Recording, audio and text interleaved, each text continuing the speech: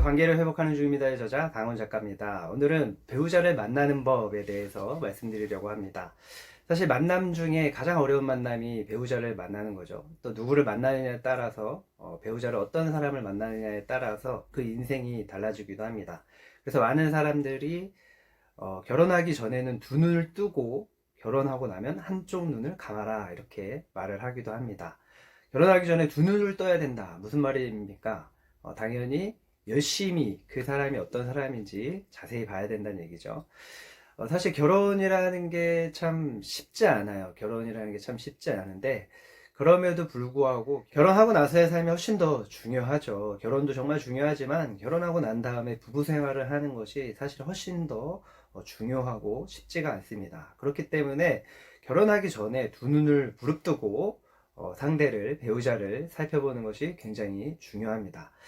그런데 저는 사실 상대를 살펴보는 것도 중요하지만 나 자신을 두 눈 부릅뜨고 나에 대해서 돌아보고 나 자신을 살펴보는 것은 더 중요하다고 생각을 합니다. 나에 대해서 알아야 나에게 맞는 사람, 그리고 내가 감당할 수 있는 사람, 이렇게 표현해도 될까요? 내가 관계를 유지할 수 있는 수준이 어느 정도인지를 아는 거 정말 중요합니다. 그렇지 않으면 사실 결혼 생활이 잘못하면 지옥과 같은 삶이 될 수도 있죠. 많은 분들이 참 부부 관계에서 어려움을 많이 겪고 있지 않습니까? 오늘 저는 배우자를 만나는 방법에 대해서 말씀을 드리려고 합니다. 첫 번째는 기도해야 됩니다. 여러분, 배우자를 위한 기도를 꼭 하셔야 돼요. 기도를 하시려면 또 배우자에 대한 어떤 그런 기도 제목들이 있어야 되겠죠. 그것을 정리하는 시간 자체가 내가 어떤 사람을 원하는지, 그리고 또 하나님의 뜻 안에서 또 점검할 수 있는 시간이 돼요. 그래서 그 자체가 굉장히 큰 도움이 되고, 그리고 무엇보다 기도는 응답이 되지 않습니까? 믿음으로 기도하고 또 마음에 확신이 왔을 때는 그런 어떤 선포를 하는 것도 굉장히 좋은 방법입니다. 저 같은 경우는 사실 굉장히 저는 결혼을 늦게 했어요. 37살에 결혼을 했는데 많은 성도님들이 그래서 걱정을 많이 하셨죠. 제가 이제 교구 사역도 하고 그러는데 결혼을 못 했으니까 이제 또 목사님들은 다 대체로 결혼을 해야 되지 않습니까? 그래서 기도를 많이 해주셨는데 또 그것이 또 도움이 됐죠. 그런데 사실 그래서 저는 이제 소개도 뭐 소개가 좀 어려운 부분이 있었긴 했지만 제가 기도하면서 소개시켜주면 또 다 받았습니다. 그래서 열심히 만나는 거, 이것도 굉장히 중요합니다. 열심히 만나는 거. 두 번째는 배우자에 대한 기도를 하긴 하지만 어떤 사람을 만날 때는 그런 뭐 결혼을 이 사람은 내가 결혼할 사람인가 아닌가 이렇게 생각하면서 만나는 거는 그렇게 도움이 되지 않습니다. 그러면 분별력이 떨어지기도 하고 또 그 사람 자체에 대해서 그런 어떤 성품이나 또 그 사람이 나하고 맞는지 안 맞는지도 자연스럽게 알아가는 시간이 필요한데, 그런 눈으로 이렇게 보고 생각하다 보면 좀 이렇게 편견을 가지게 돼요. 그 사람 자체에 대해서 잘 모르게 될 가능성이 상당히 높습니다. 배우자 기도를 하되 순수한 마음으로 사람을 만나는 것이 그 사람에 대해서 더 제대로 알 수 있는, 그리고 깊이 알 수 있는 방법이라는 거. 그러다 보면 그 사람에 대해서 오히려 더 깊이 알아갈 수 있게 되고 편견 없이 또 자연스럽게 친근감도 갖게 되고 그것이 훨씬 더 결혼을 할 때에 큰 도움이 됩니다.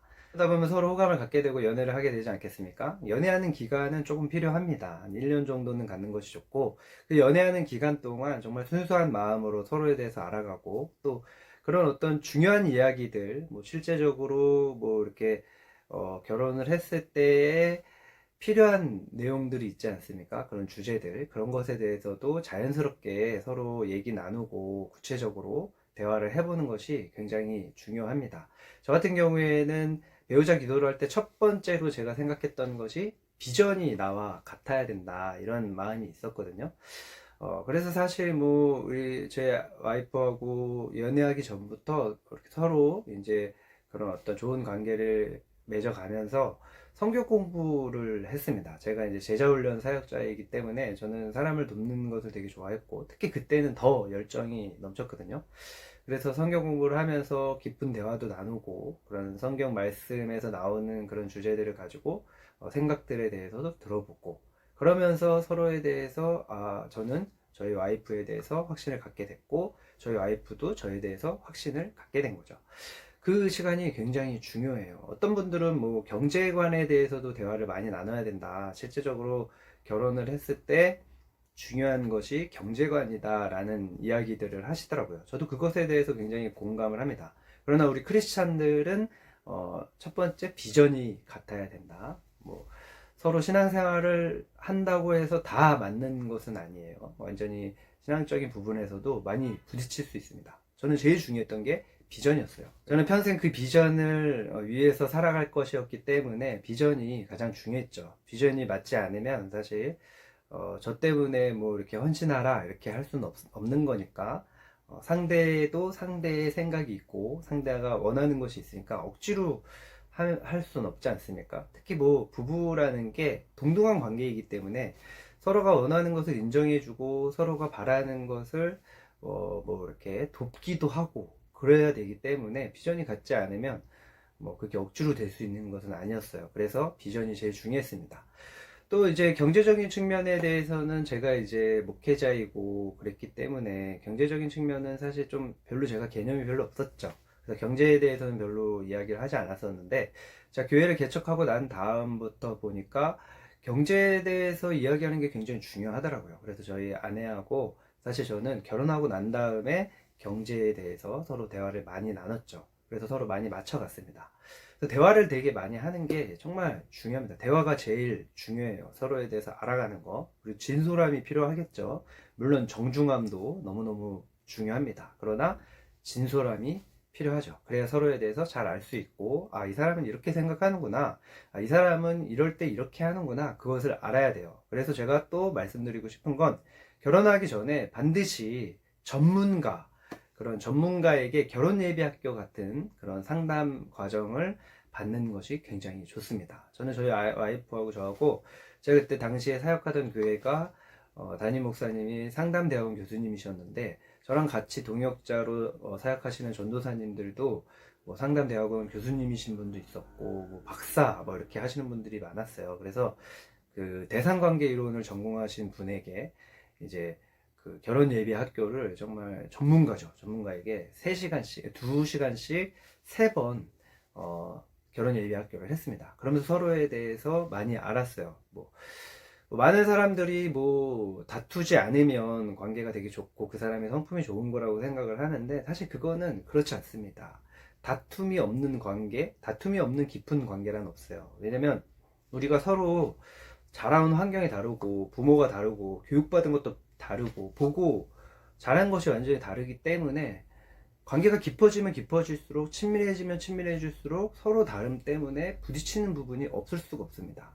그래서 부딪히게 되는데 그때 그냥 피하게 되는 것도 사실 별로 좋은 게 아니에요. 회피하는 것은 관계에서 좋은 것이 아닙니다. 서로 그 부딪혔을 때 그것에 대해서 어떻게 생각하는지 나누기도 하고 그러면서 서로에 대해서 다투면서 서로에 대해서 이해하기도 하고 그런데 그 다툼이 정말 막 서로 분노를 일으켜서 뭐 서로 사과해 막 이런 게 아니라 서로의 이야기를 그때 어떤 기분이 들었는지 왜 그런 행동을 했는지 말을 했는지 또 그때 어떤 마음이었는지 이런 것에 대해서 들어보면서 서로의 성향 그리고 서로의 그런 어떤 패턴들에 대해서도 알아가는 것이 바로 이 갈등 상황에서 가능해지는 겁니다. 그래서 그런 저는 이제 결혼 예비 학교를 하면서 이제 그 상담을 진행하시는 전문가 분의 중재 아래서 상담 안에서 서로가 다퉜던 실제로 다퉜던 것들을 나누면서 사건을 얘기하고 그때 어떤 마음이 들었는지 왜 그런 말을 했는지 행동을 했는지 서로가